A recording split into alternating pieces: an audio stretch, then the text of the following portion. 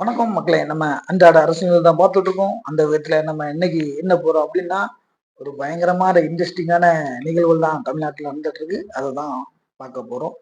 முதல்ல ஒரு வர்ற 20 நாள் பயங்கர ஒரு குரூசியலான டைம், எலெக்ஷன் டைம் பயங்கர இன்ட்ரெஸ்டிங்கா இருக்கும். எல்லாமே பயங்கரமா இருக்கும்.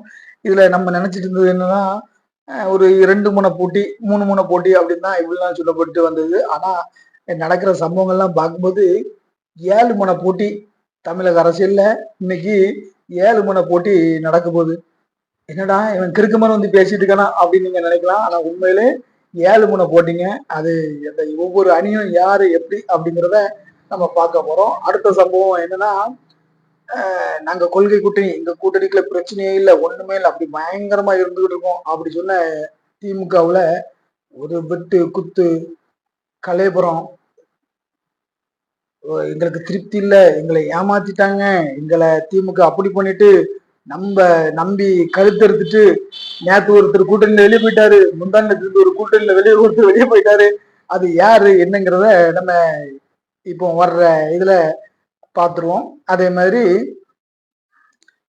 உள்கட்சி பூசல், அதாவது நம்மளுடைய திமுகவோட உள்கட்சி பூசல், அம்மையார் கனிமொழி அம்மாள் அவர்களும் ஒரு சில விளையாட்டுகள்லாம் வச்சிருக்காப்புலையும், அதையும் பார்த்துருவான். அந்த திமுக கூட்டணிக்குள்ள நம்பிக்கை துரோகம் பயங்கரமா பண்ணிட்டாப்லையா, ஏமாத்திட்டாங்களாம். அந்த ஒரு ஆளை காட்டி காட்டி எங்களை வந்து ரொம்ப ஏமாத்திட்டாங்க.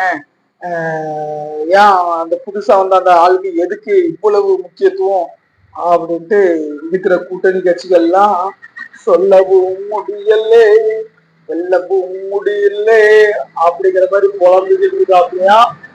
அதுக்கு ஒரு ஒரு ஒரு ஒரு ஸ்டெப்புக்கு மேல போய் எங்க தலைவன் வைகோ அவர்கள், நாங்கள் அழுது கொண்டே சிரிக்கின்றோம் அப்படின்ட்டு வசனங்கள் விட்டுருக்காங்க. இந்த சம்பவங்கள் எல்லாம் உங்களுக்கு ஜம்முன்ட்டு விரிவாகவும் விவரமாகவும் இந்த வீடியோவில் பார்த்துருவோம். நம்ம சேனல்ல நீங்க இப்பதான் புதுசு அப்படின்னா கண்டிப்பா நமக்கு ஆதரவு சப்ஸ்கிரைப் பண்ணுங்க.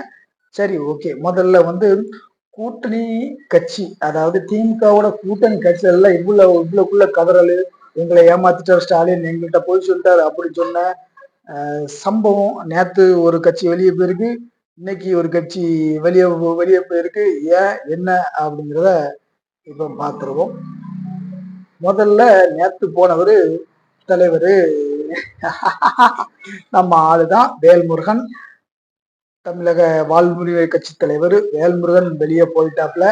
எங்களுக்கு உரிய அங்கீகாரம் கிடைக்கவில்லை, எங்களை ஏமாற்றி விட்டனர் திமுகவினர், அது வந்து ஒரு தமிழக விரோத கூட்டணியா இருக்கு, பெரும்பாலும் இந்த நாயுடுமார்கள் தெலுங்குமார்களுடைய கையை ஓங்கிட்டு இருக்கோம் அப்படின்ட்டு உசுக்கிட்டு போட்டு உடச்சிட்டாப்ல. கட்சியை வழி நடத்துறது அந்த தெலுங்கு லாபிதான் அப்படிங்கிற மாதிரியும் போட்டாப்ல. அப்போ தமிழ்காரங்களுக்கு ஒண்ணும் இல்லையா அப்படின்னு மானமுள்ள தமிழர்கள் நீங்கெல்லாம் வெகுண்டு கேட்டுக்கீங்கன்னா அங்க திமுகவுல இருந்து உங்களுக்கு பிரச்சனை வந்துடும். ஏன்னா அவங்க இப்ப தமிழ்காரங்க ஓட்டு எல்லாம் நமக்கு தேவையில்லை, தெலுங்கு லாபில உள்ள ஓட்டுகள் தான் நிறைய வேணும் அப்படிங்கிற ஒரு இதுல இருக்காங்க.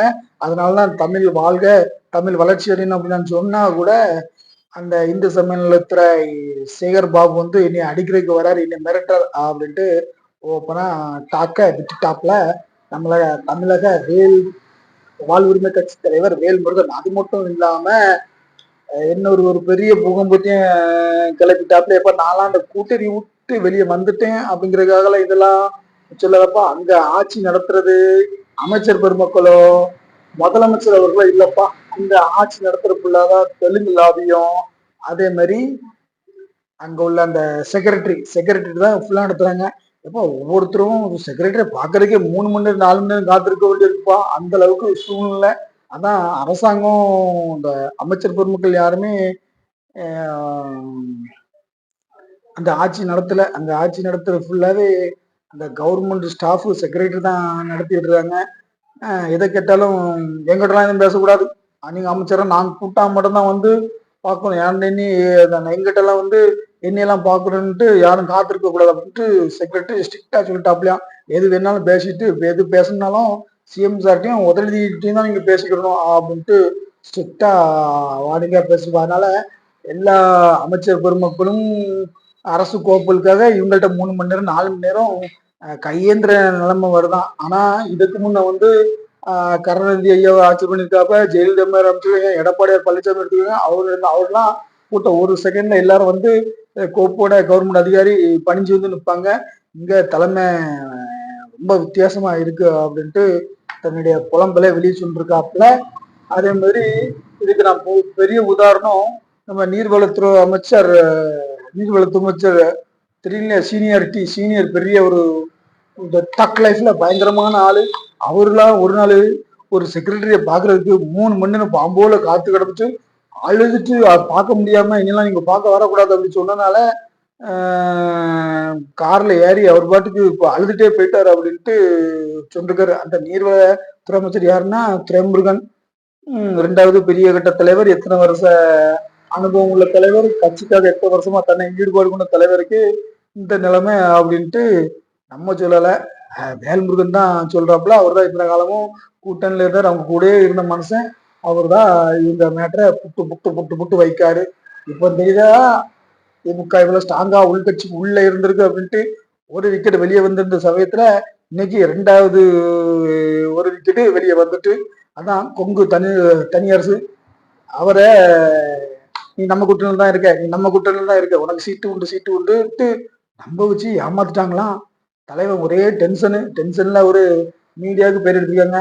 திமுக ஏற்கனவே நம்ப வச்சு கழுத்து இருப்பாங்கன்னு எனக்கு தெரியும், நான் என்கிட்ட இப்படி பண்ண மாட்டாங்க அப்படின்னு நினைச்சுக்கிடுமே. ஆனா பாத்தீங்கன்னா எங்க லாஸ்ட் வரைக்கும் அந்த தேர்தல் டேட்டும் அறிவிச்சாச்சு, எல்லாத்தையும் பண்ணியாச்சு. எனக்கு சீட்டு தரேன்னு சொன்னு கடைசி எனக்கு சீட்டு தர மாட்டேன், சீட்டு இல்லை அப்படின்ட்டாங்க. நீங்க எங்களுக்கு வெளியில இருந்து ஆதரவு கொடுங்க அப்படின்ட்டு என்னை நம்ப வைத்து ஏமாத்திட்டாங்க அப்படின்ட்டு கொங்கு மண்டல தனியரசு அவர்கள் புலம்பி தள்ளிட்டு இருக்காரு. அடுத்த விக்கெட்டும் அவுட்டு. இனிமே எடப்பாடி பழனிசாமி அவர்களின் கதவுக்கு தட்டுனா கேள்வி. கதவை தட்டினாலும் அங்க என்ன நடக்க போகுதுன்னா எல்லாமே அங்க எல்லாமே அறிவிச்சாச்சு. அதுவும் என்ன ரொம்ப கஷ்டம்தான். மொத்தத்துல 2 விக்கெட்டு அவுட்டு. அது மட்டும் இல்லாம உள்ளுக்குள்ள ஒரே குமுறல். என்ன குமுறல் அப்படின்னா, இன்னைக்கு வந்த தேமுதிகவுக்கு 10 சீட்டு, நான் எங்களுக்கெல்லாம், அதாவது நம்மளுடைய மதிமுக, விடுதலை சிறுத்தைகள், சிபிஐ, சிபிஎம் எல்லாம் 3 கட்ட பேச்சுவார்த்தை, 4 கட்ட பேச்சுவார்த்தை, 5 கட்ட பேச்சுவார்த்தை, 6 கட்ட பேச்சுவார்த்தை அப்படின்னு பேச்சு கட்டங்கள்லாம் போயிடுச்சு. ஆனா அந்த தேமுதிகவுக்கு பேச்சுவார்த்தை இல்லை, கட்டமும் இல்லை, ஒண்ணும் இல்லை, முடிச்சுட்டாங்க. ஏன்னா அவங்களுக்கு தேமுதிக தெலுங்கு லாபியில அவங்களுக்கு தெலுங்கு ஓட்டுகள்லாம் ஒரே சிந்தாம சிதறாம உலகமா அப்படி ஒரு ஐடியா வச்சுக்கலாம். நம்மளுடைய தமிழ்காரங்க ஓட்டுலாம் அது ஆட்டோமேட்டிக்கா வந்து முடிஞ்சிடும். இந்த தெலுங்கு லாபிய நம்ம கைக்குள்ள வச்சுருவோம் அப்படின்ட்டு அவங்களுக்குள்ள ஒரு கணக்கு போட்டு தெலுங்கு லாபி தான் இப்போ கட்சிக்குள்ளேயே ஓடிக்கிட்டு இருக்கு அப்படின்ட்டு கூட்டணி கட்சிகளுக்குள்ள ஒரே குழப்பம். சிபிஐயும் சிபிஎம்மும் புதுசா தேமுதிக வந்திருக்கு, அவங்களுக்கு சீட்டு கொடுக்கணும்னு சொன்னாங்க. அதே மாதிரி அவங்களுக்கும் நாங்கள் 6 சீட்டு தான் கொடுக்க போறோம் அப்படின்ட்டு சொன்னு எங்களை ஏமாத்தி கடைசியில நாங்கள் 6 சீட்டுன்னு நினைச்சிட்டு இருந்தோம். ஆனா தேமுதிக 10 சீட்டு கொடுத்தாங்க. அவங்களுக்கு எந்த கட்ட பேச்சுவார்த்தையில ஒரு கட்ட பேச்சுவார்த்தை இல்லாம ஒரு பர்சன்டேஜ்ல ரொம்ப கம்மியா இருக்கு. இந்த தெலுங்கு லாபி இருக்கிற ஒரே நாளா அந்த கூட்டணி வச்சுக்கணும், சிபிஎம் சிஏ எல்லாம் சொல்றாப்பையா.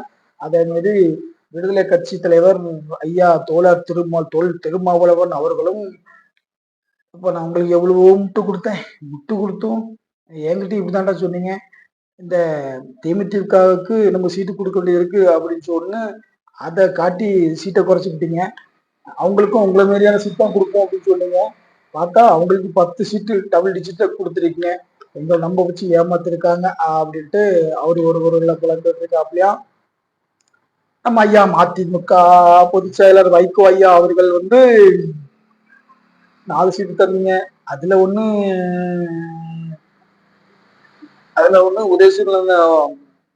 உதயசூரில் தான் போட்டு விடுன்னு சொன்னீங்க. அந்த 4 தொகுதி நாங்க கேட்ட தொகுதியை நீங்க தருவீங்க அப்படின்னு தான் பார்த்தோம்.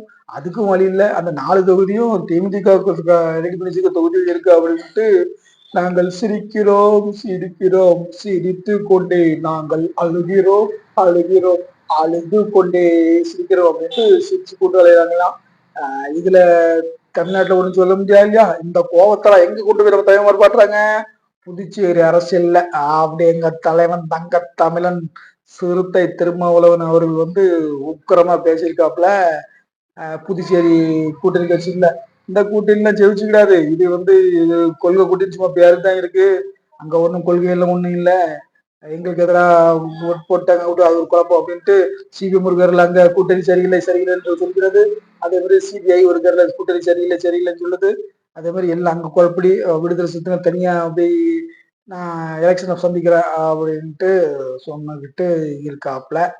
இது ஒரு புறம் இருக்க, சரி ஸ்டார்டிங்லயே மொத்தத்துல இந்த கூட்டணியே விளங்காது, எல்லாம் ஃப்ராடு தான் உள்ள. சரியா, அது தனியரசு ஒரு டிவி பேட்டிங்ல கொடுத்திருந்தாப்புல பேசியிருக்காப்புல. திமுக நம்ப கூட நிறைய பேர் சொன்னாங்க, ஆனா இப்படி வச்சு என்ன செஞ்சுட்டு சீட்டும் இல்லாம இப்படி கூட்டணியில இருக்குன்னு சொல்லி ஏமாத்தி விட்டாங்க அப்படின்ட்டு ஒரு ரிப்போர்ட்டர் பேசுற அந்த வீடியோ எல்லாம் ரொம்ப வெளியே வச்சு ரொம்ப மனசு கஷ்டமா தான் இருக்கு. கொள்கை கூட்டணி இல்ல கண்டிப்பா, திமுகவோட கூட்டணி வந்து கொள்கை கூட்டணி இல்ல, உலகார கூட்டணி அப்படிங்கிற மாதிரிதான் ஒண்ணு கொண்டு பிச்சு சண்டை போட்டுக்கிட்டு இருக்கு. இது மொத்தத்துல இந்த எலெக்ஷன்ல ரிசல்ட் தெரிஞ்சிடும். ஏன்னா இவங்க எல்லாம் சேர்ந்து ஓட்டு கேட்டதானே ஜெயிக்க முடியும். உள்ளுக்குள்ளேயே இவ்வளவுக்குள்ள குடிமை பிடிச்சு எவன் சாவான் எவன் இருப்பான் குடிமை பிடிச்சுட்டு இருக்கும்போது கண்டிப்பா விளங்காது. இதுதான் இத்தனை 4.5 வருஷமா ஏமாத்தி வச்சிருந்தா இவங்க கொள்கை கூட்டணி, இந்தியா கூட்டணி அப்படி இந்த கூட்டணியோட புட்டு எல்லாம் தேர்தல் அறிவிச்ச உடனே வெளியே வந்துட்டு, சரி என்னப்பா 4 முனை போட்டி தான் நாங்க கேள்விப்படுறோம், நீ என்னப்பா 6 முனை 7 முனை போட்டின்னு சொல்லு அப்படின்னு நீங்க நினைச்சீங்கல்ல. ஆமா, உண்மையிலேயே 7 முனை போட்டி தான் நடந்துகிட்டு இருக்கு. ஒரு முனை என்னன்னா திமுக ஒன்னாச்சா, 2வது அதிமுக 2 முனை போட்டியாச்சா, 3வது ஐயா சீமானு 3 முனை போட்டியாச்சா, 4வது வந்து விஜய் அவர்கள் 4 முனை போட்டி ஆயிட்டா. சரி 4 முனை ஆயிட்டா, அதுக்கப்புறம் ஐயா மருத்துவர் புரட்சி தாய் அவங்க சேர்ந்து ஒரு கூட்டணி 5 கூட்டணி ஆயிட்டா. அடுத்த எங்க அண்ணன் வேல்முருகன் அண்ணன் வந்து நான் என்னை துரோகம் பண்ண இந்த திமுகவை ஒழிக்காமல் அழிக்காமல் விட மாட்டேன் அப்படின்னு நெஞ்ச மலர்த்திக்கிட்டு தனித்து போட்டியிட்டு அவர் ஒரு அது ஒரு 6 முனை போட்டியாச்சா. 7வது முனை போட்டியில எனக்கு எம்பி சீட்டு வேண்டும், எனக்கு 20க்கு மேல சீட்டு வேண்டும் அப்படின்ட்டு உள்ளுக்குள்ளே நெஞ்ச மலர்த்திட்டு இருந்த ஐயா கிருஷ்ணசாமி அவர்களை, நீ ஒம்பாட்டு நெஞ்ச மலர்த்திக்கிரு, நாங்க எங்க வேலையை பார்த்துக்கிறோம், நாங்க இன்னைக்கு கேண்டிடேட் எல்லாம் அறிவிச்சிட்டோம் அப்படின்ட்டு எடப்பாடி பழனிசாமி அவர்கள் அறிவிச்சிட்டாப்ல. அவரும் என்னடா நீ விட்டுட்டு போயிட்டீங்க அப்படின்ட்டு, என்ன உன்னை கெஞ்சிக்கிட்டா இருப்பாங்க, நாங்க இங்க வேலையை பார்க்க போறோம் அப்படின்ட்டு எடப்பாடி பழனிசாமி அவர்கள் எங்களை மேல கூட்டணி படிச்சிட்டாங்க.